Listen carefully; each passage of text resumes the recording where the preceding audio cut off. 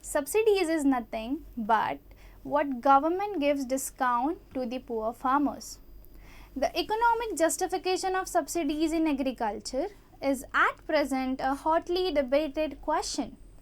So government was helping the poor farmers, or let's say government was helping the poor farmers financially to produce good crops or good productivity in agriculture.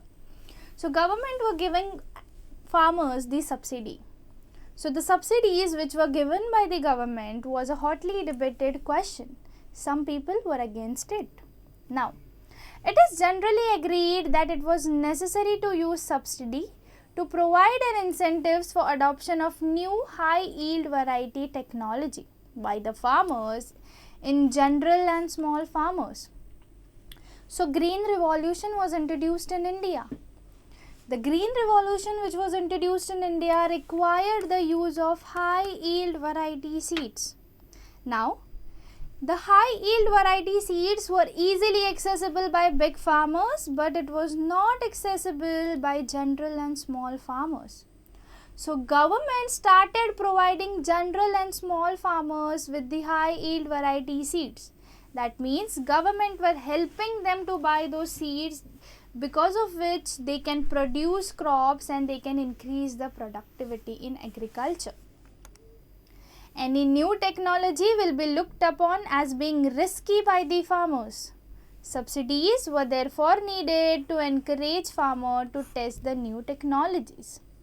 Now, when high yield variety seeds were introduced, the farmers did not had enough knowledge about it.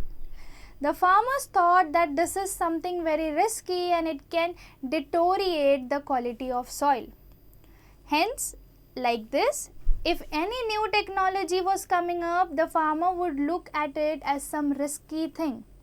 So government was providing them financial help, or government was providing them subsidy so that it can encourage farmer to use the new technology.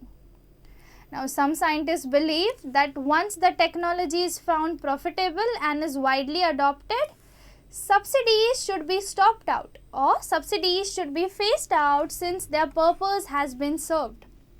So now what happened was, government were helping poor farmer to try out new technologies. That is, government was giving subsidy to poor farmers to try out new technologies and to increase the production. So the economist was the view that when the new technology was introduced and when it is found profitable, the government should stop subsidy and let the farmer use it on its own, because that is what the purpose is. So the government should help the farmer in the start, and then when it's found profitable, the subsidy should be taken back, because the purpose of introduction of new technology to the farmer has been served.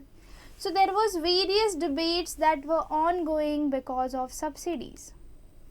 Thus, by the late 1960s, Indian agriculture productivity has increased sufficiently to enable the country to be self-sufficient in food grains.